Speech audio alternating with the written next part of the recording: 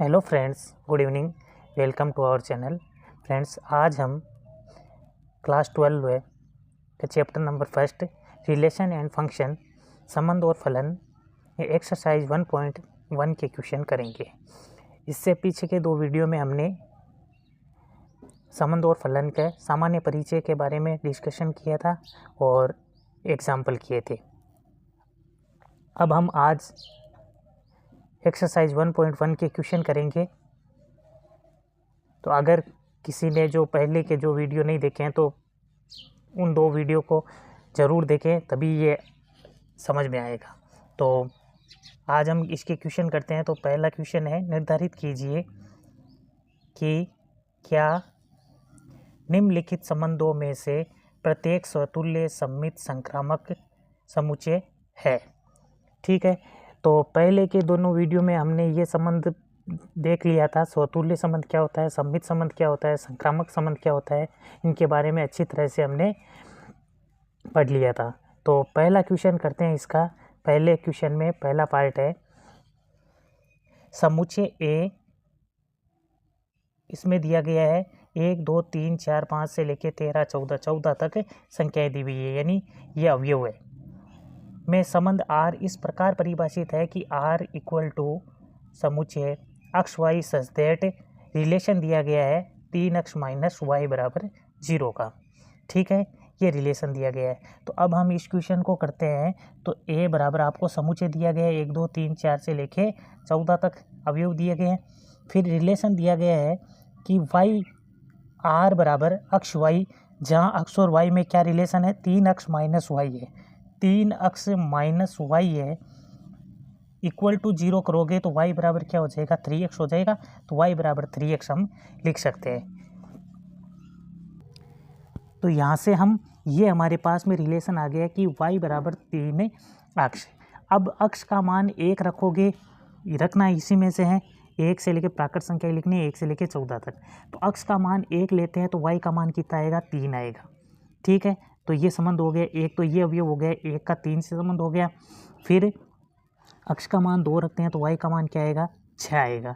अक्ष का मान 3 रखते हैं तो y का मान कितना आएगा, 9 आएगा। अक्ष का मान 4 रखते हैं तो y का मान कितना आएगा, 12 आएगा।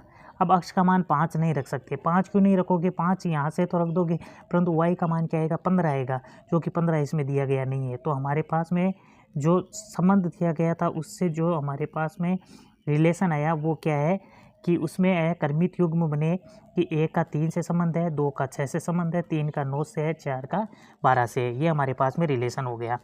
अब इसमें स्वतुल्य, सममित और संक्रामक संबंध हमें देखना है कि ये है या नहीं है। तो स्वतुल्य के लिए हमने पहले क्या पढ़ा था कि A का A से संबंध, या स्वयं का स्वयं से संबंध होना ज़रूरी है। अगर इसके अलावा कुछ है तो कोई बात नहीं, परंतु स्वयं का स्वयं से संबंध तो होना ही चाहिए। तो यहाँ देखते हैं, एक है, एक का एक से संबंध है क्या, नहीं है।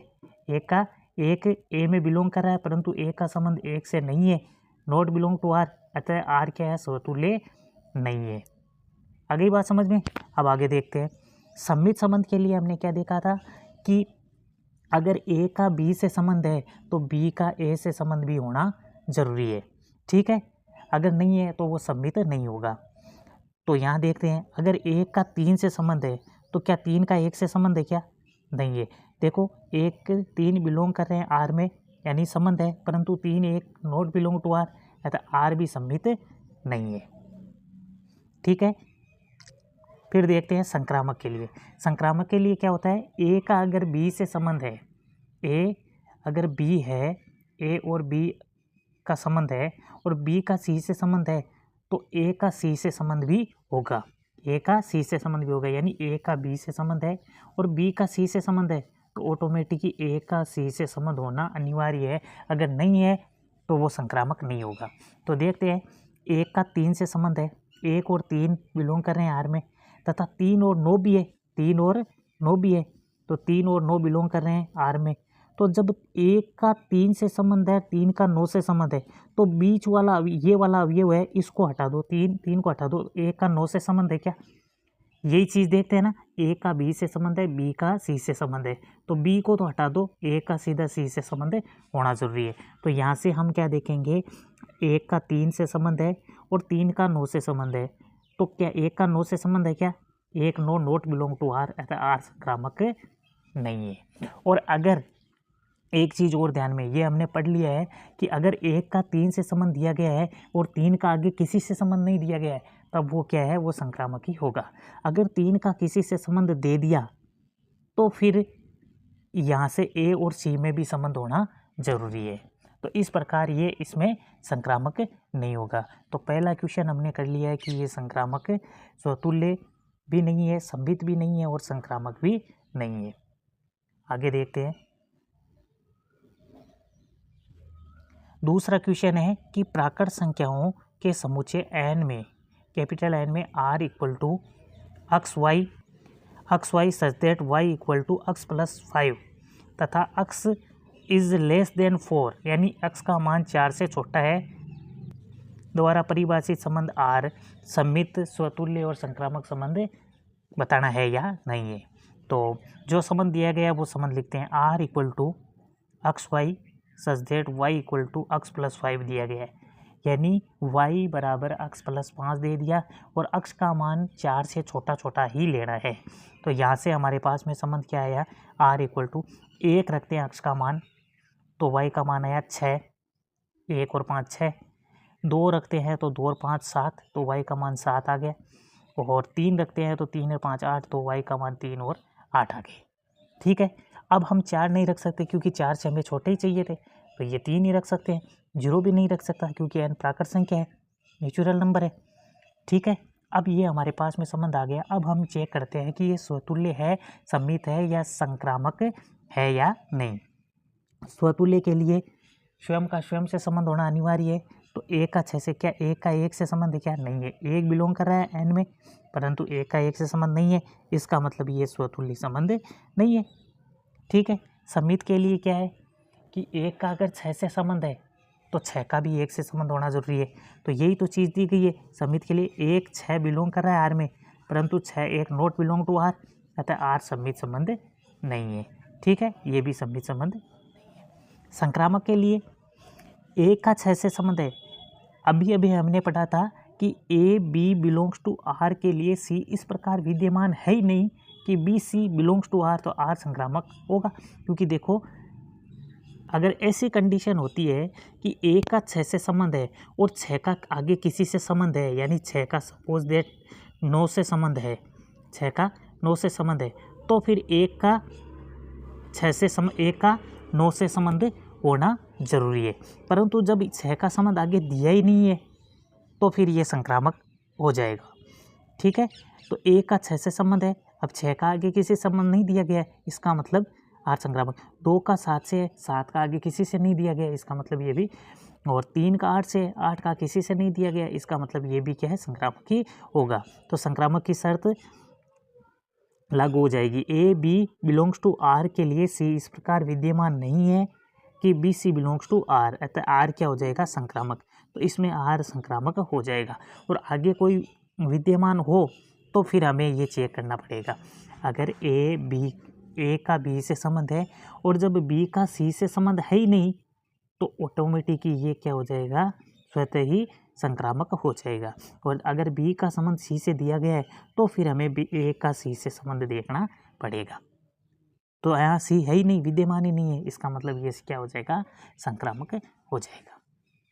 ठीक है, आगे देखते हैं। तीसरा क्वेश्चन, समुच्चय ए इक्वल टू 1 2 3 4 5 6 में आर अक्स वाई, जहाँ वाई भाज्य है अक्स से, वाई क्या है, भाज्य है अक्स से, वाई का भाग से पूरा पूरा भाजित होगा, द्वारा परिभाषित संबंध आर है। ये हमें देखना है कि ये स्वतुल्य, सम्मित और संक्रामक है या नहीं। तो पहले हम लिखते हैं कि ए बराबर 1 2 3 4 5 6 लिख दिया। अब संबंध दिया गया है relation R equal to X Y, जहाँ वाई भाज्य है अक्स से, वाई भाज्य है अक्स से, इसका मतलब अब इसमें क्या लिखेंगे हम, वाई भाज्य अक्स का मतलब है कि वाई में अक्स का पूरा पूरा भाग जाएगा, एक पूर्णांक या पूर्ण संख्या आएगी, पूर्णांक संख्या आएगी। ठीक है, तो यहाँ से हम देखेंगे कि एक का भाग किस किस में विभाजित होता है। जैसे हम यहाँ अक्स का मान रखते हैं क्या रखेंगे तो y का मान क्या आएगा, तो अक्ष का मान 1 का भाग तो इन सब में ही जाता है, 1 का भाग सब में जाता है, तो हमने लिख दिया r इक्वल टू 1 1 1।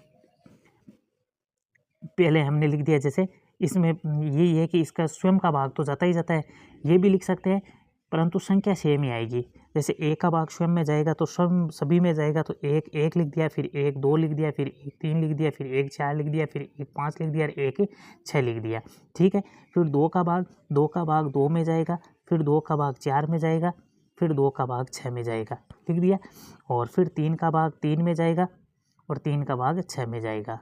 ठीक है, फिर 4 का भाग 4 में जाएगा, 4 का भाग 4 में जाएगा, 4 का भाग और किसी में नहीं, 5 का भाग 5 में और 6 का भाग 6 में।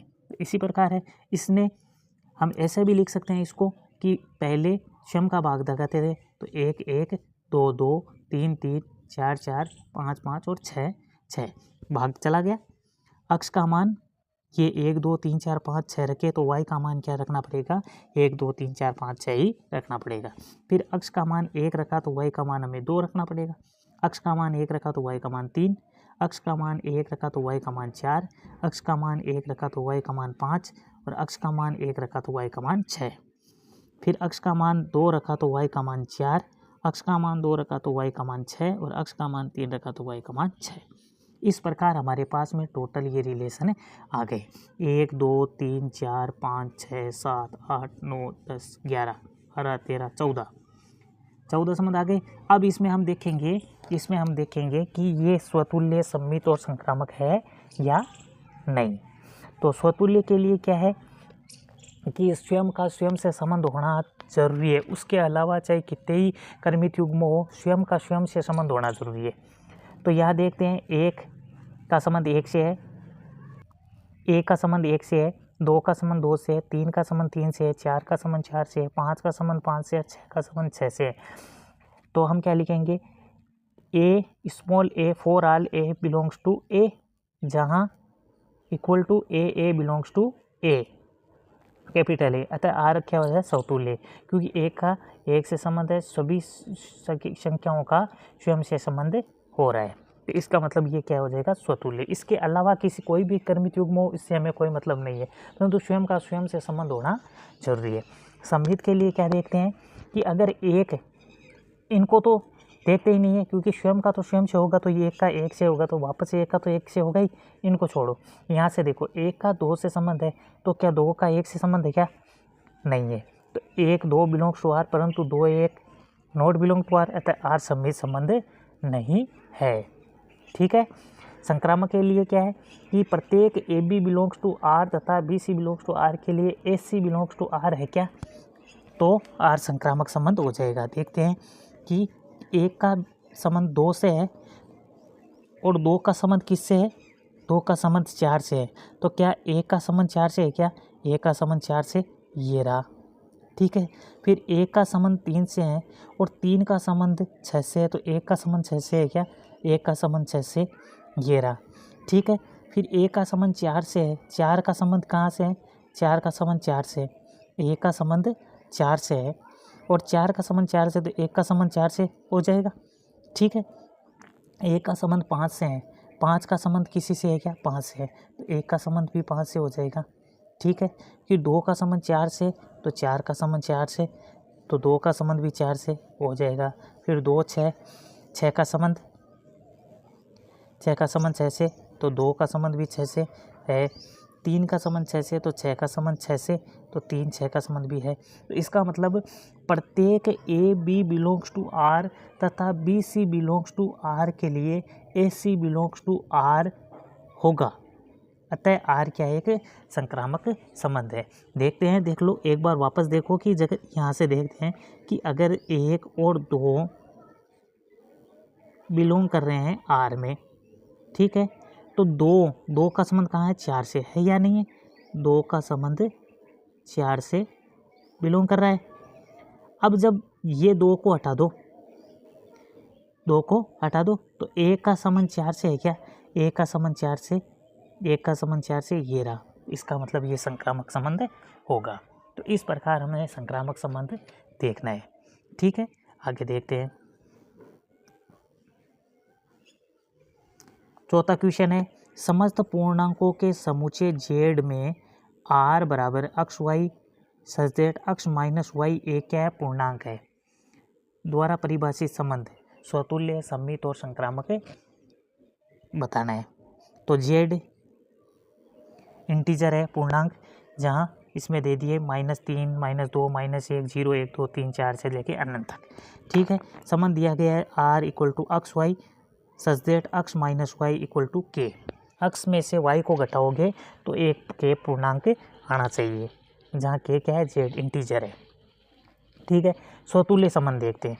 स्वतुल्य संबंध देखते हैं यानी स्वयं का स्वयं से संबंध है या नहीं है।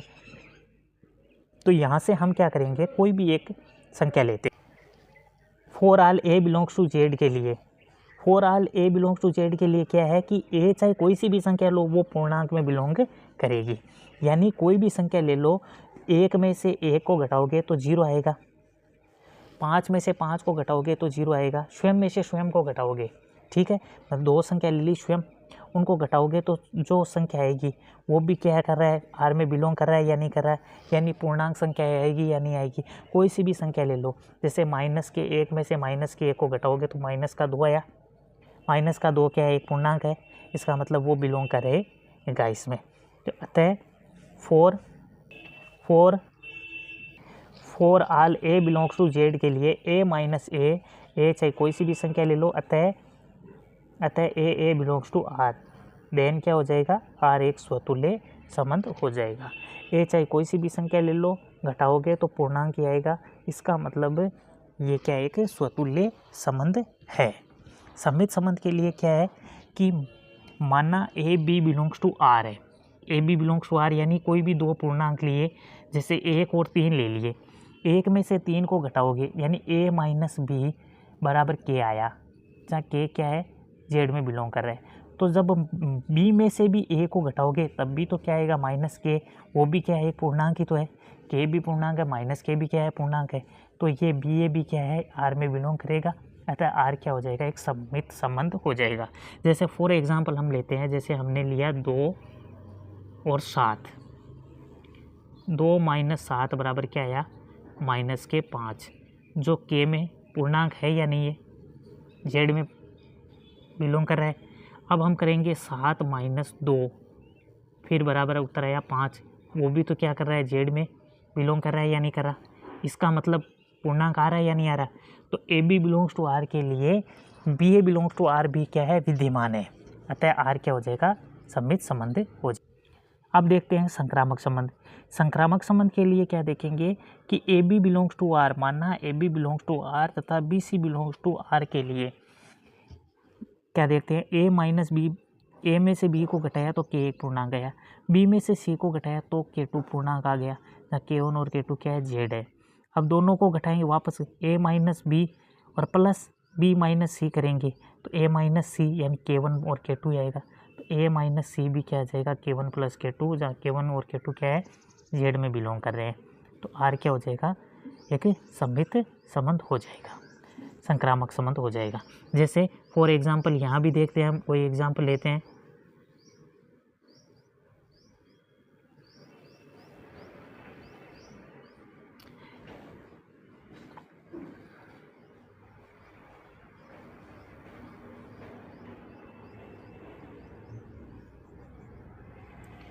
यहाँ एग्जांपल लेते हैं कि जैसे हमने कोई एग्जांपल लिया, एक तो ले लिया एक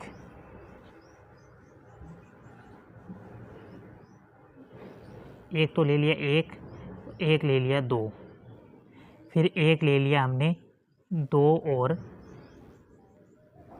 3।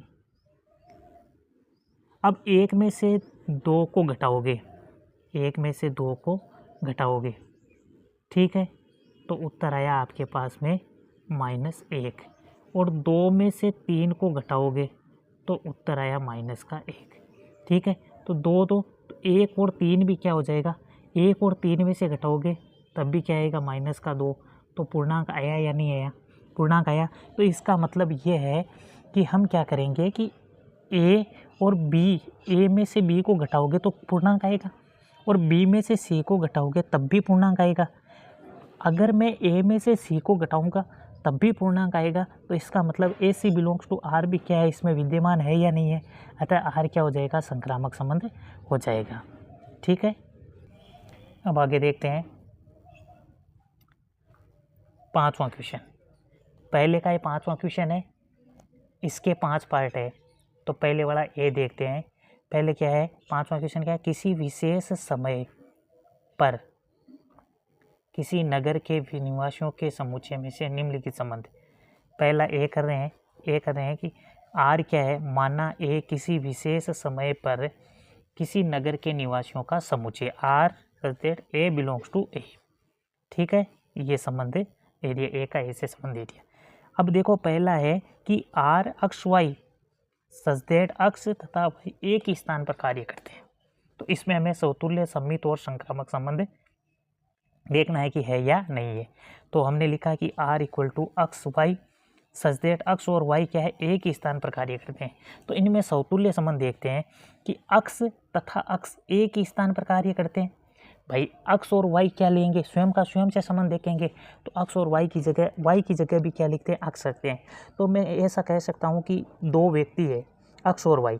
अब वाई की जगह भी क्या हो जाएगा, वो अक्ष ही है। इसका मतलब दो व्यक्ति, स्वयं एक व्यक्ति है वो,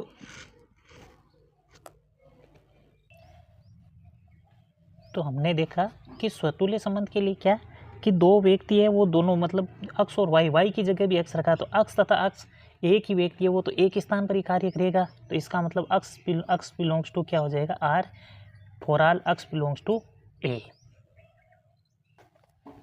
अतः आर क्या हो जाएगा, एक स्वतुल्य संबंध हो जाएगा। यानी अक्ष और अक्ष स्वयं है, एक व्यक्ति है, दूसरे व्यक्ति को भी हम एक ही व्यक्ति मानते हैं। तो स्वयं है, एक व्यक्ति है, वो एक ही स्थान पर कार्य करेगा। इसका मतलब अक्ष बिलोंग्स टू क्या हो जाएगा, R, capital R. For all x कहाँ से बिलोंग कर रहा है, कैपिटल ए से। तो आर क्या हो जाएगा, स्वतुल्य संबंध हो जाएगा। और सममित संबंध के लिए क्या करेंगे कि माना अक्ष वाई बिलोंग्स टू आर, जहाँ अक्ष और वाई क्या है, एक ही स्थान पर कार्य करते हैं। ठीक है, जब अक्ष और वाई एक ही स्थान पर कार्य करते हैं तो वाई और अक्ष भी तो एक ही स्थान पर कार्य करेंगे या नहीं करेंगे। तो जब वाई और अक्ष एक स्थान पर कार्य करते हैं तो इसका मतलब वाई अक्ष बिलोंग्स टू भी क्या हो जाएगा, आर हो जाएगा या नहीं हो जाएगा। भाई देखो, इसमें हमने माना कि अक्ष वाई बिलोंग्स टू आर, इसका मतलब क्या है, संबंध दिया गया है कि अक्ष और वाई एक ही स्थान पर कार्य करते हैं। तो जब अक्ष और वाई एक ही स्थान पर कार्य करते हैं तो वाई और अक्ष भी तो एक ही स्थान पर कार्य करेंगे।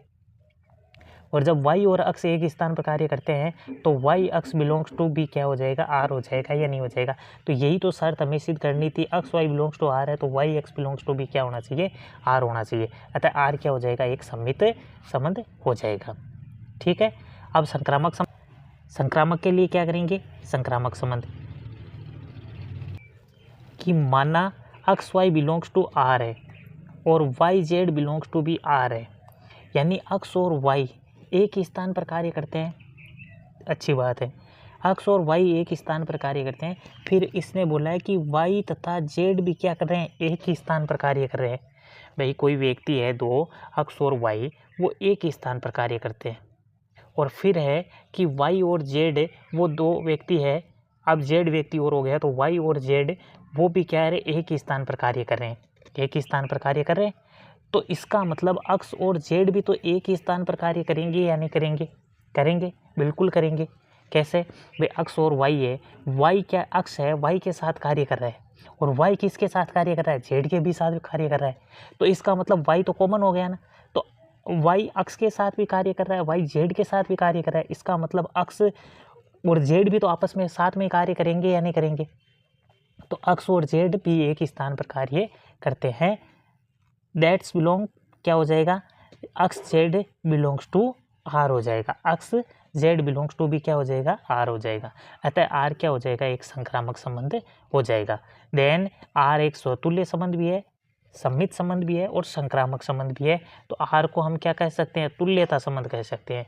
तुल्यता संबंध आगे पूछे कि तुल्यता संबंध सिद्ध करो तो हमें स्वतुल्य, सम्मित और संक्रामक तीनों सिद्ध करने पड़ेंगे। जब तीनों संबंध है इसका मतलब वो क्या है, एक तुल्यता संबंध होगा। ठीक है, आगे देखते हैं इसका सी पार्ट, इसका सी पार्ट। अब देखो ए पार्ट हमने कर लिया कि अक्स और वाई एक ही स्थान पर कार्य करते हैं। बी में देखो अक्स और वाई, अक्स तथा वाई एक ही मूल्य में रहते हैं। सेम टू सेम क्वेश्चन है, सेम टू सेम क्वेश्चन है। इस क्वेश्चन को आप खुद भी कर सकते हो, एक बार खुद करना। सेम टू सेम यही प्रोसेस लगेगी, इनमें भी क्या होगा, एक तुल्यता संबंध होगा। जैसे मैं इसको रफली बता देता हूँ कि इसको ऐसे ही लिखोगे कि आर अक्स और वाई एक ही मूल्य में रहते हैं, ठीक है। स्वतुल्य संबंध करने के लिए क्या करोगे, अक्स और वाई एक मूल्य में रहते हैं तो वाई को भी क्या मानेंगे, अक्स। तो अक्स और अक्स एक ही स्थान पर कार्य करते हैं और यहाँ एक ही मूल्य में रहते हैं, तो स्वयं के मूल्य में रह सकता है। तो अक्स बिलोंग्स टू क्या हो जाएगा, R. For all x belongs to capital A, अतः आर क्या हो जाएगा, एक स्वतुल्य संबंध हो जाएगा। सममित के लिए क्या लिखोगे, माना x y belongs to R, अक्स और वाई एक ही स्थान पर कार्य करते हैं। इसका मतलब इसको हम लिखेंगे कि अक्स और वाई क्या है, एक ही मूल्य में रहते हैं। जब अक्स और वाई एक ही मूल्य में रहते हैं तो वाई और अक्स भी क्या करेंगे, एक ही मूल्य में रहेंगे। जब वाई और अक्स एक ही मूल्य में रहते हैं तो वाई एक्स बिलोंग्स टू भी क्या हो जाएगा, आर हो जाएगा।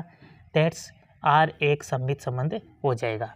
और संक्रामक के लिए वही कि x y belongs to R और y Z belongs to R, यानी अक्स और वाई एक ही मूल्य में रहते हैं। दो व्यक्ति है, अक्स और वाई एक मूल्य में रहते हैं और वाई और जेड भी एक ही मूल्य में रहते हैं, यानी वाई अक्स के साथ भी रहता है और वाई जेड के साथ भी रहता है। तो अक्स और जेड भी एक ही मूल्य में रहेंगे या नहीं रहेंगे, रहेंगे। तो क्या करेंगे, अक्स और जेड एक ही मूल्य में रहते हैं, x z belongs to R, R क्या हो जाएगा, एक संक्रामक संबंध हो जाएगा। अतः आर स्वतुल्य, सममित और संक्रामक संबंध तीनों ही होगा, आर एक तुल्यता संबंध हो जाएगा, ठीक है। तो इस प्रकार हम इस दूसरे क्वेश्चन को आप अच्छी तरह से कर सकते हो। अब तीसरा क्वेश्चन देखते हैं इसी का, कि R x y such that x y से ठीक 7 सेंटीमीटर लंबा है। अक्स वाई से ठीक 7 सेंटीमीटर लंबा है। इसको हम करते हैं, देखो सी अक्स वाई से ठीक 7 सेंटीमीटर लंबा है। स्वतुल्य संबंध निकालेंगे तो अक्स से 7 सेंटीमीटर लंबा हो सकता है क्या, नहीं हो सकता। भाई स्वयं से 7 सेंटीमीटर लंबा कैसे हो सकता है, कोई भी व्यक्ति है वो क्या स्वयं से 7 सेंटीमीटर लंबा हो सकता है क्या, नहीं हो सकता। तो अक्स नॉट बिलोंग्स टू आर, अतः आर क्या होगा, एक स्वतुल्य संबंध नहीं होगा, ठीक है। सममित के लिए x y belongs to R, माना x y belongs to are, दो व्यक्ति है अक्स और वाई, वो आर में बिलोंग कर रहे हैं, यानी इसका मतलब है अक्स वाई से 7 सेंटीमीटर लंबा है। संबंध है तो इसका मतलब अक्स वाई से कितना है, 7 सेंटीमीटर लंबा है। तो जब अक्स वाई से 7 सेंटीमीटर लंबा है तो क्या वाई भी अक्स से 7 सेंटीमीटर लंबा हो सकता है क्या, नहीं हो सकता। वाई अक्स से कितना 7 सेंटीमीटर छोटा होगा, तो that's y x not belong to R. इसमें क्या है, छोटा है तो not belong to R, R में बिलोंग नहीं करेगा। जब आर में बिलोंग नहीं करेगा तो आर सममित संबंध भी नहीं होगा, ठीक है। तो ये आपको थ्योरी में आपको पूरा लिखना पड़ेगा, ऐसे पूरा लिखना पड़ेगा, तभी आपको पूरे नंबर मिलेंगे। कि भाई सममित संबंध दर्शाने के लिए ये सममित क्यों नहीं है, तो हमने माना अक्स और वाई दो व्यक्ति है, उसका आर में बिलोंग कर रहा है, तो अक्स इसका मतलब वो संबंध क्या दिया गया है, अक्स वाई से ठीक 7 सेंटीमीटर लंबा है। तो जब अक्स वाई से 7 सेंटीमीटर लंबा है तो क्या वाई अक्स से 7 सेंटीमीटर लंबा हो सकता है क्या, नहीं हो सकता, वो तो छोटा ही होगा। तो जब छोटा होगा तो बिलोंग नहीं करेगा, तो सममित संबंध नहीं होगा। संक्रामक के लिए क्या करेंगे, संक्रामक के लिए करेंगे कि माना x y belongs to R तथा y Z belongs to R, यानी इसका मतलब है कि अक्स वाई से 7 सेंटीमीटर लंबा है, अक्स वाई से 7 सेंटीमीटर लंबा है और वाई जेड से 7 सेंटीमीटर लंबा है। इसको अच्छी तरह से समझना, ये क्या बोल रहा है कि दो व्यक्ति है अक्स और वाई, जिसमें अक्स वाई से 7 सेंटीमीटर लंबा है, यानी अक्स वाई से 7 सेंटीमीटर लंबा है और वाई है वो जेड से 7 सेंटीमीटर लंबा है। तो क्या अक्स जेड से 7 सेंटीमीटर लंबा होगा, नहीं, वो कितना होगा भाई, वाई से 7 सेंटीमीटर लंबा है और वाई जेड से भी 7 सेंटीमीटर लंबा है, तो अक्स जेड से 7 और 7 कितने हो जाएगा, 14 सेंटीमीटर लंबा होगा। जबकि हमें क्या करना था, वो 7 सेंटीमीटर लंबा सिद्ध करना था, जो कि नहीं होगा। तो अक्स जेड से 14 सेंटीमीटर लंबा है, इसका मतलब क्या हो जाएगा, x z not belongs to R, अतः आर क्या होगा, संक्रामक संबंध नहीं होगा। X z not belong to R, R क्या होगा, संक्रामक संबंध नहीं होगा। तो इस प्रकार हम इस क्वेश्चन को करेंगे। आगे देखते हैं, चौथा क्वेश्चन देखते हैं कि अक्स वाई की पत्नी है। चौथा क्वेश्चन देखते हैं कि R x y such that x y की पत्नी है और पांचवा अक्स वाई के पिता है। तो ये क्वेश्चन देखते हैं। डी देखते हैं, आर अक्स वाई की पत्नी है, ये संबंध दिया गया है, अक्स वाई की पत्नी है। तो ए नगर के निवासियों का समुच्चय। स्वतुल्य संबंध सिद्ध करने के लिए लिखेंगे हम A small A belongs to capital A के लिए A not belong to R होगा। क्यों होगा भाई, कोई व्यक्ति है, अक्स है और वाई को भी हम अक्स ही मान रहे, तो क्या कोई भी है वो स्वयं की पत्नी हो सकती है क्या? नहीं हो सकती भाई। अक्स है, वाई की पत्नी है, क्या अक्स की पत्नी हो सकती है क्या? नहीं हो सकती। स्वयं की पत्नी थोड़ी हो सकती है वो भाई। कोई भी पत्नी है, कोई भी महिला है, वो स्वयं की पत्नी नहीं हो सकती, नहीं होगी। अतः क्या होगा, A not belong to R, R स्वतुल्य नहीं है। आगे देखते हैं सम्मित के लिए, कि सम्मित के लिए क्या है, मानना x y belongs to A R, x y belongs to R के लिए y x not belongs to R, R सम्मित नहीं है। इसको हम क्या लिखेंगे भाई, इसको हम ये थ्योरी तो हमने लिख दी, अब हमने लिखा कि जैसे अक्स वाई की पत्नी है, तो जब अक्स वाई की पत्नी है तो वाई तो अक्स का पति होगा, जबकि इसमें क्या करना है हमें, इसमें वाई भी अक्स की पत्नी होनी चाहिए।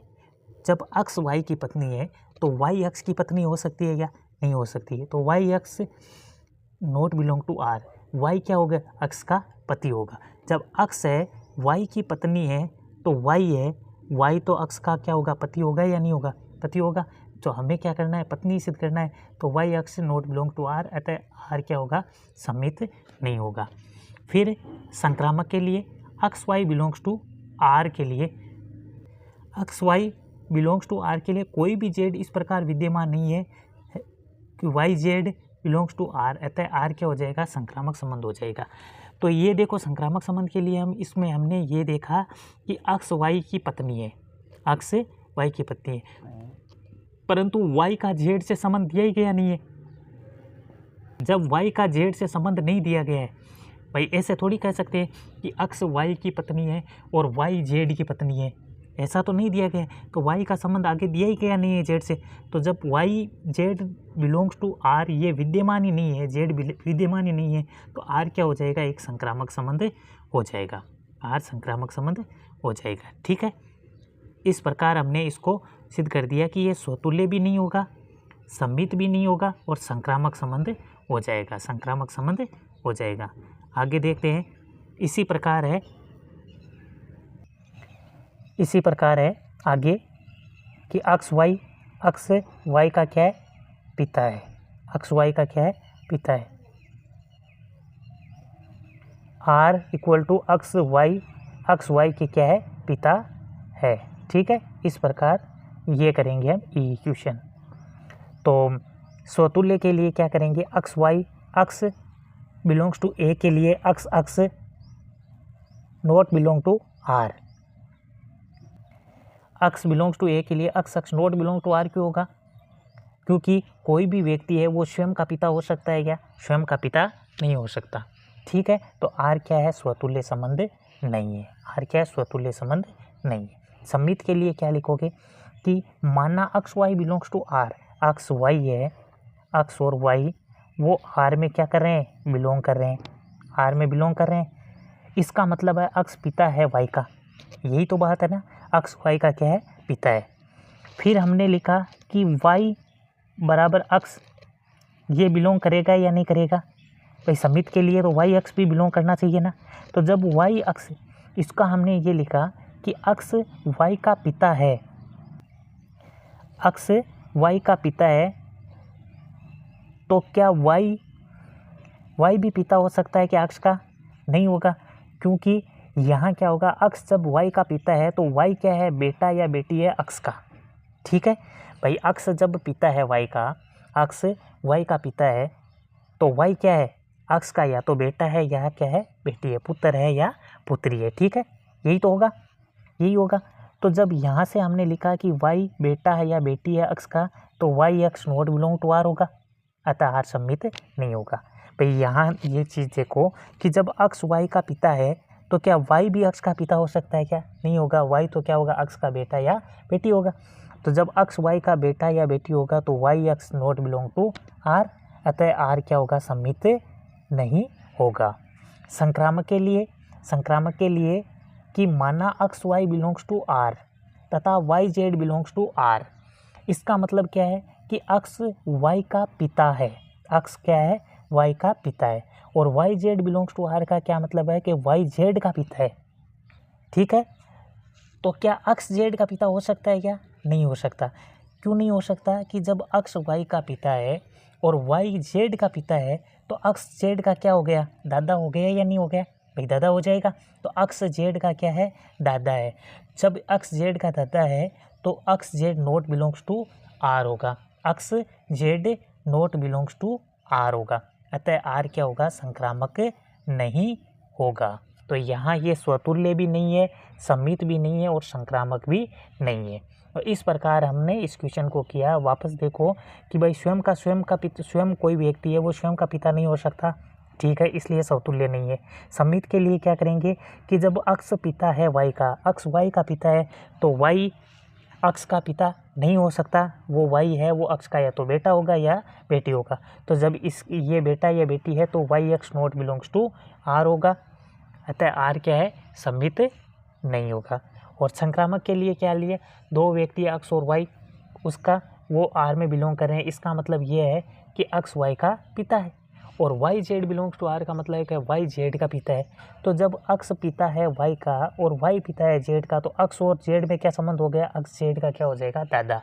और हमें क्या करना था, हमें पिता ही सिद्ध करना था। तो अब अक्ष z का दादा है, इसलिए x z not belong to r, अतः r क्या है, संक्रामक संबंध नहीं है, r संक्रामक संबंध नहीं है। ठीक है, आगे देखते हैं।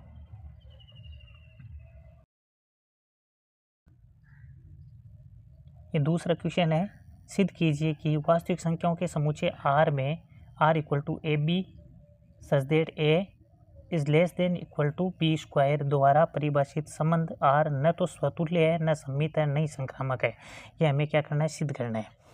तो यहाँ देखते हैं कि स्वतुल्य संबंध के लिए A is less than equal to a square सदैव सत्य नहीं है। क्यों सत्य नहीं है, क्योंकि देखो ए बिलोंग्स ए कोई संख्या है वो स्वयं के बराबर तो हो सकती है, उसके स्क्वायर के बराबर तो हो सकती है, उससे छोटी भी हो सकती है, परंतु ये हमेशा सत्य नहीं है, हमेशा सत्य नहीं है। जैसे कोई उदाहरण लिया हमने, जैसे 2 है, 2 के स्क्वायर से छोटी है, 4 से छोटी है, 3 है, 3 के स्क्वायर से छोटी है, परंतु ये सदैव सत्य नहीं है, सदैव सत्य नहीं है। तो यहाँ हमें क्या करना पड़ेगा, एग्जाम्पल देना पड़ेगा। तो इसको हम लिख सकते हैं A is not belong to R, जहाँ for all A belongs to R, R स्वतुल्य संबंध नहीं है। अगर स्वतुल्य संबंध हमने सिद्ध कर दिया तो एग्जाम्पल नहीं देना है। अगर सिद्ध ये किया कि भाई ये नहीं है तो क्यों नहीं है उसका कारण आपको देना है। तो जैसे हमने ए कोई संख्या ले ली 1/2, ये हमें संख्याएं हमें पता होनी। तो ए बराबर हमने कोई संख्या मान ली 1/2। अब 1/2 संख्या है, वो 1/2 का स्क्वायर करोगे तो 1/4 हो जाएगा। क्या 1/2 1/4 से छोटी थोड़ी है, 1/2 है वो 1/4 से बड़ी है। इसका मतलब ये यहाँ इसका सत्य नहीं होगा। 1/2 नॉट बिलोंग्स टू आर। कोई भी संख्या है वो स्वयं के स्क्वायर से छोटी नहीं होती है, हमेशा छोटी नहीं होती है। तो उदाहरण कौन सा लिया हमने, 1/2। पूर्णांक ले सकते हैं। अवास्तविक संख्या है, वास्तविक संख्या वो समुच्चय है, तो वास्तविक संख्याओं में पूर्णांक भी हो सकती है। तो पूर्णांक में हमने 1/2 ले लिया, तो 1/2 का स्क्वायर किया तो 1/4 हो जाएगा। तो 1/2 1/4 से बड़ा है, न कि छोटा है। तो 1/2 नॉट बिलोंग्स टू आर, इसलिए ये आर स्वतुल्य संबंध नहीं है। फिर सम्मित संबंध के लिए देखेंगे कि यदि A B belongs to R है, इसका मतलब संबंध क्या दिया गया है, ए बी स्क्वायर से छोटा है और उसके बराबर है। तो जब ए बी स्क्वायर से छोटा और बराबर है तो क्या बी ए स्क्वायर से छोटा या बराबर हो सकता है, नहीं हो सकता, क्यों नहीं हो सकता भाई, ए जब बड़ा है बी स्क्वायर से, तो यहाँ कोई भी एग्जाम्पल ले लो एक्स वाई जेड, हमने जैसे एक एग्जाम्पल लिया 1 और 2 बिलोंग्स टू आर, यानी इसका मतलब 1 2 स्क्वायर से छोटा है। अब 2 1 के स्क्वायर से छोटा है क्या? 2 1 के स्क्वायर से छोटा है क्या? 2 1 के स्क्वायर से छोटा नहीं है, 1 स्क्वायर से छोटा नहीं है, बड़ा है।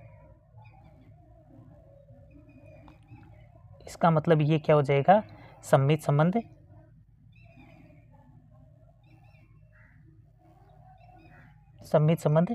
नहीं होगा, सममित संबंध नहीं होगा। यहाँ क्या होगा, ए बी है वो ए स्क्वायर से छोटा नहीं हो सकता, अतः आर सममित संबंध नहीं है, ये ध्यान रखना है आपको, आर सममित संबंध नहीं है। एग्जाम्पल ले लिया हमने, एग्जाम्पल रख दिया। इसी प्रकार हम देखेंगे कि संक्रामक संबंध के लिए हमने देखा कि यदि A B belongs to R है और B C belongs to R है, तो A B belongs to R के लिए हम क्या लिखेंगे, A is less than equal to B square, तथा B C belongs to R के लिए लिखोगे B C B is less than equal to C square. तो जब ए बी स्क्वायर से छोटा और बराबर है और बी सी स्क्वायर से छोटा और बराबर है, तो ए सी स्क्वायर से छोटा और बराबर सदैव सत्य नहीं होगा, सदैव सत्य नहीं होगा, क्योंकि यहाँ जब सदैव सत्य नहीं है तो A C not belongs to R हो जाएगा और आर संक्रामक संबंध नहीं होगा, हमेशा सत्य नहीं होगा। तो उसके लिए हमें एग्जाम्पल रखना पड़ेगा। भाई कोई एग्जाम्पल हमने रखा है, जैसे 2 और 4 रख दिया, 2 और 4 यानी 2 है वो 4 के स्क्वायर है, 16 से छोटा है, ठीक है। और फिर हमने लिख दिया 4 और 6, 4 है वो 6 स्क्वायर यानी 64 से छोटा है, तो 2 भी 6 स्क्वायर से छोटा हो जाएगा। तो ये हमेशा सत्य क्यों नहीं होगा, उसके लिए हमें एग्जाम्पल लिया, जैसे हमने लिया कि 4 और 3 बिलोंग कर रहा है आर में, इसका मतलब 4 है वो लेस देन है 3 स्क्वायर, 9 से 4 छोटा है, तो लिख दिया। फिर हमने एक उदाहरण लिया, फिर हमने दूसरी संख्या ली 3 और 1.8 बिलोंग्स टू आर। ये हमें एग्जाम्पल हमें माइंड में रखना है, ठीक है। तो 3 और 1.8, तो कहने का मतलब 3 है 1.8, 2 भी नहीं रख सकते, 2 रखोगे तो 4 तो फिर बड़ा ही हो जाएगा ना इसका, 2 का स्क्वायर, 2 से छोटा रखना है, पॉइंट में लेना है। तो 1.8 का स्क्वायर करोगे तो ये कितना हो जाएगा, 3.18 का स्क्वायर क्या होता है 324, तो 3.24। अब ये किससे हो जाएगा, 3 से बड़ा है या नहीं है, बड़ा है। और इधर देखेंगे तो ये भी क्या है, 4 से बड़ा है, ठीक है। तो इसका मतलब ये देखो कि 4 है वो 9 से छोटा है और इधर 3 है वो 3.24 से 3.24 से छोटा है। तो क्या 4 है वो 3 का स्क्वायर करोगे, तो यहाँ से 3 का स्क्वायर 3 से तो कट गया। अब यहाँ से 4 है वो 4 लेस देन 1.8 का स्क्वायर करोगे, तो 1.8 का स्क्वायर तो 3.24 ही होगा। क्या 4 है वो 3.24 से बड़ा है क्या, नहीं है, बड़ा नहीं है, इसका मतलब ये संक्रामक नहीं होगा, ठीक है। तो इस प्रकार हमने इसको सममित संबंध, स्वतुल्य संबंध और संक्रामक संबंध सिद्ध कर दिया कि ये तीनों ही नहीं है, और तीनों नहीं है तो तीनों में एग्जाम्पल हमने दे दिया। अब आगे देखते हैं, तीसरा क्वेश्चन है, जांच कीजिए कि क्या समुच्चय 1 2 3 4 5 6 में R a b equal to a plus 1 द्वारा परिभाषित संबंध आर स्वतुल्य, सममित और संक्रामक संबंध है। तो यहाँ हमने क्या लिया कि ए बराबर 1 2 3 4 5 6 ले लिया, और फिर आर बराबर संबंध दे दिया a b such that b equal to a plus 1, ये संबंध दिया गया ए प्लस 1।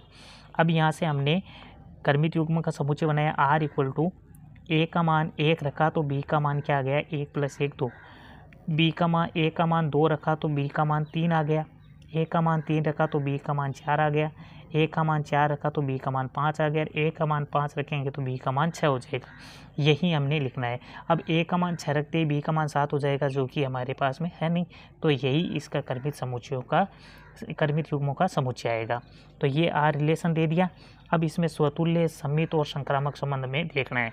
तो स्वतुल्य के लिए एक ए में बिलोंग कर रहा है, तो क्या एक का संबंध है क्या आर से, नहीं है, नहीं है, तो इसका मतलब 1 1 नोट बिलोंग टू आर है, आर स्वतुल्य नहीं है, एक का एक से संबंध नहीं है। इसी प्रकार सममित के लिए देखते हैं कि एक का दो से संबंध है, तो क्या दो का एक से संबंध है? क्या नहीं है। एक दो बिलोंग्स टू आर, परंतु दो एक नॉट बिलोंग्स टू आर, अतः आर सममित भी नहीं है। संक्रामक के लिए क्या करेंगे, एक का दो से संबंध है, फिर दो का तीन से संबंध है। देखो अगर दो का किसी से संबंध नहीं होता तब तो ये संक्रामक हो जाता, तो दो का तीन से संबंध है, तो जब दो से तो दो कट जाएगा। एक का तीन से संबंध है, क्या एक का तीन से संबंध नहीं है, इसका मतलब आर संक्रामक भी नहीं है। तो संक्रामक एक दो बिलोंग्स टू आर, दो तीन बिलोंग्स टू आर, परंतु एक तीन है नॉट बिलोंग्स टू आर, अतः संबंध आर संक्रामक नहीं है। इस प्रकार हमने इस क्वेश्चन को कर दिया। आगे देखते हैं चौथा क्वेश्चन कि सिद्ध कीजिए कि संबंध ये आर है, ये रिलेशन वास्तविक संख्याओं में आर संबंध है वो a b such that a is less than equal to b द्वारा परिभाषित संबंध आर स्वतुल्य संक्रामक तो है किंतु सममित नहीं है। ये हमें क्या करना है, सिद्ध करना है। तो स्वतुल्य के लिए ए इक्वल टू ए, भाई स्वतुल्य के लिए एक लिख लिया हमने। अब ए में जैसे कोई भी संख्या ले ली हमने, दो ले ली, तो दो दो के बराबर होगा, तीन तीन के बराबर होगा, चार चार के बराबर है। इसका मतलब स्वयं का स्वयं से संबंध है, तो आर क्या हो जाएगा, स्वतुल्य हो जाएगा। सममित के लिए क्या करेंगे, सममित के लिए करेंगे कि यदि A B belongs to R है, इसका मतलब ये हो जाएगा कि ए बी से छोटा है और उसके बराबर है। जब ए बी से छोटा और बराबर है तो क्या बी भी ए से छोटा या बराबर होगा? क्या नहीं होगा। बी तो क्या होगा, बी तो होगा ए से बड़ा या उसके बराबर। तो जब ए बड़ा है, ए छोटा है बी से और बराबर है, तो बी क्या हो जाएगा, बड़ा हो जाएगा और बराबर हो जाएगा ए से, हो जाएगा। Then b is not equal to और लेस देन नॉट क्या हो जाएगा, ए से। तो जब ये इसके इक्वल नहीं है और लेस देन नहीं है, ग्रेटर देन है, तो b a not belong to R हो जाएगा, b a not belong to R, अतः आर क्या हो जाएगा, संक्रामक संबंध नहीं होगा, संक्रामक संबंध नहीं होगा। ठीक है, अब आगे देखते हैं। अब इसमें एग्जाम्पल भी दे सकते हैं। सममित संबंध नहीं है तो जैसे एक दो बिलोंग्स टू आर है, यानी एक दो से छोटा है, तो दो एक से छोटा थोड़ी होगा, दो तो एक से बड़ा होगा, तो दो एक नॉट बिलोंग टू आर हो जाएगा। फिर संक्रामक के लिए देखेंगे कि यदि ए बी है वो बिलोंग्स टू आर है तथा B C belongs to R है, तो देखो जब a B belongs to R है तो a less than equal to क्या हो जाएगा, बी, और b is less than equal to हो जाएगा सी। तो ये हो जाएगा जब ए बी से छोटा और बराबर है, बी सी से छोटा और बराबर है, तो ए भी क्या हो जाएगा, सी से छोटा और बराबर हो जाएगा। तो जब A is less than equal to C है तो A C belongs to R हो जाएगा, और आर जब A C belongs to R है तो आर क्या हो जाएगा, एक संक्रामक संबंध हो जाएगा। ठीक है, जब ए बी से छोटा और बराबर है, बी सी से छोटा और बराबर है, तो ए सी से छोटा और बराबर हो जाएगा। जब ए सी से छोटा और बराबर है तो A C belongs to R हो जाएगा, अतः आर क्या हो जाएगा, संक्रामक संबंध हो जाएगा। ठीक है, तो इस प्रकार हमने इसको सिद्ध कर दिया कि आर है वो स्वतुल्य संबंध है और संक्रामक संबंध है, जबकि सममित संबंध नहीं है। ठीक है, इस प्रकार इस क्वेश्चन को हमने किया है। आगे देखते हैं पांचवा क्वेश्चन। अब पांचवा क्वेश्चन देखते हैं कि जांच कीजिए कि क्या वास्तविक संख्याओं रिलेशन है, वास्तविक संख्याओं में R equal to A B और A is less than equal to B cube द्वारा परिभाषित संबंध स्वतुल्य, सममित और संक्रामक है। ये same to same B square से किया था, उसी प्रकार हमने ये बी क्यूब वाला हो जाएगा। देखते हैं इसको, जैसे स्वतुल्य संबंध देखेंगे तो a is less than equal to a cube सदैव सत्य नहीं है। भाई जैसे हम देखेंगे कि कोई भी संख्या है स्वयं के क्यूब से क्या होती है, छोटी होती है, परंतु ये सदैव सत्य नहीं है। जैसे 2 है, 2 के क्यूब से छोटी होगी, 3 है, 3 के क्यूब से छोटी होगी, परंतु a is not belongs to R, ये सदैव सत्य नहीं है, तो आर स्वतुल्य संबंध नहीं है। अब सदैव सत्य नहीं है, इसका मतलब कोई एग्जाम्पल दिया, जैसे 1/2 ही लिख दिया, 1/2। तो 1/2 है, उसका हमने क्यूब किया, तो 1/2 का क्यूब किया तो 1/8 है, जबकि 1/2 है 1/8 से छोटी नहीं होती है, बड़ी होती है। तो ये वाला क्या हो जाएगा, इसका एग्जाम्पल हो जाएगा। फिर हमने सममित संबंध देखा कि यदि A B belongs to R है, इसका मतलब a is less than equal to B cube है।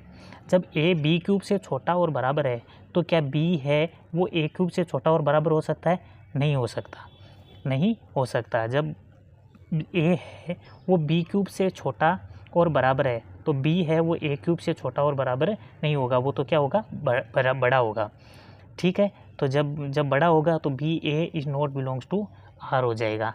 जब b a not belongs to R है तो आर सममित संबंध नहीं है, सममित संबंध नहीं होगा। फिर हम देखेंगे कि संक्रामक संबंध।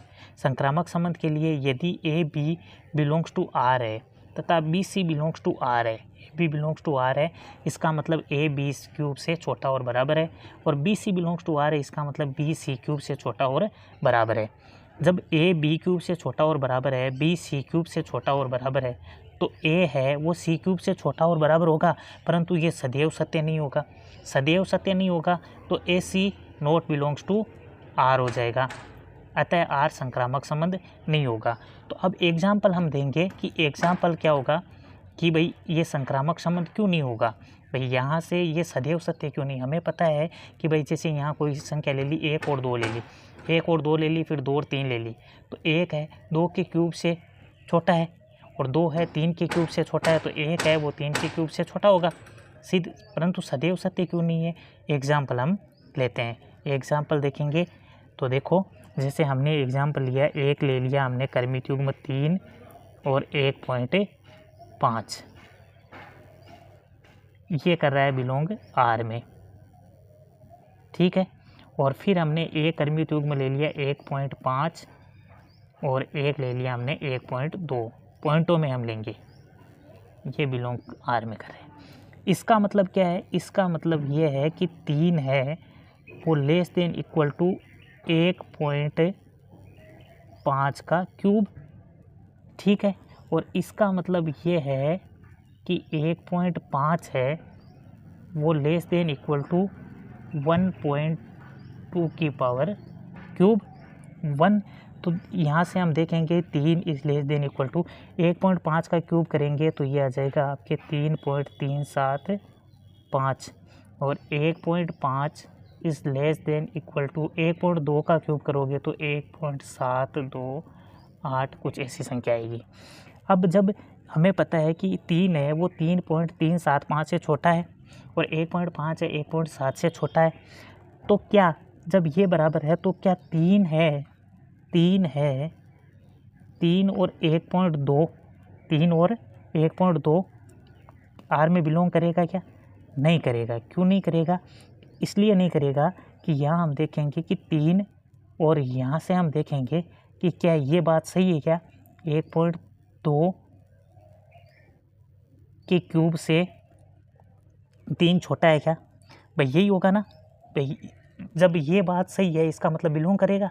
अब 3 है, इधर तो होगा 3 और इधर लेस देन 1.2 का क्यूब अभी हमने किया था 1.728, तो क्या 3 है वो 1.728 से छोटा है क्या? नहीं है। Not less than equal to 1.728। ये क्या है? इससे बड़ा है। इससे क्या है? बड़ा है। 3 है वो बड़ा है और बराबर है किसके? 1.728 के,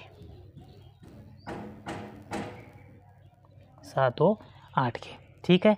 तो इस प्रकार जब ये इसके बड़ा नहीं है, बराबर नहीं है और छोटा नहीं है, तो इसका मतलब ये क्या है कि नॉट बिलोंग टू आर हो जाएगा। नॉट बिलोंग टू आर होगा, अतः क्या हो जाएगा, ये A C is not belong to R है, तो आर क्या हो जाएगा? संक्रामक संबंध नहीं होगा। तो ये एग्जाम्पल है, ये एग्जाम्पल भी आपको देना पड़ेगा परीक्षा में। तो ऐसे एग्जाम्पल आपके माइंड में होने चाहिए कि कौन सा एग्जाम्पल कहाँ सेट होगा, कि हर भाई जे सदैव सत्य के लिए भाई कोई सा तो उदाहरण है आपके पास में जो नहीं होगा। अब हमेशा पूर्णांक कोई संख्या के लिए तो हो जाएगा, परंतु सदैव सत्य के लिए सदैव सत्य कब नहीं होगा? जब आपको एग्जाम्पल याद होगा। तो आपको एग्जाम्पल लिखना पड़ेगा एग्जाम्पल लिखोगे तभी उसमें आप पता कर सकते हो कि इसमें हमने जैसे ये लिखा तो ये इसलिए सदैव सत्य नहीं है। ठीक है, और यहाँ से हमने 3 और 1.5 लिया, फिर 1.5 और 1.2 लिया, तो इसका क्यूब किया तो ये तो इससे छोटा है और ये का इससे छोटा है, परंतु जब 3 है इसका किया तो 1.2 के क्यूब से छोटा नहीं होगा, बड़ा होगा। ठीक है, तो इस प्रकार हमने इस क्वेश्चन को किया है। एग्जाम्पल जब तक आपने उसको स्वतुल्य, सम्मित और संक्रामक संबंध सिद्ध कर दिया तब एग्जाम्पल नहीं देना है, परंतु ये है कि इसमें ये संबंध नहीं है तब आपको इसमें एग्जाम्पल देना पड़ेगा। तो इस प्रकार हमने ये 5वां क्वेश्चन कर लिया। तो फ्रेंड्स, आज हमने एक्सरसाइज 1.1 के 1 से लेके 5 तक क्वेश्चन किए हैं। अब आगे के वीडियो में हम 6 से आगे के क्वेश्चन करेंगे। तो कैसा लगा वीडियो? अच्छा लगे तो लाइक करना, शेयर करना और सब्सक्राइब भी करना। धन्यवाद।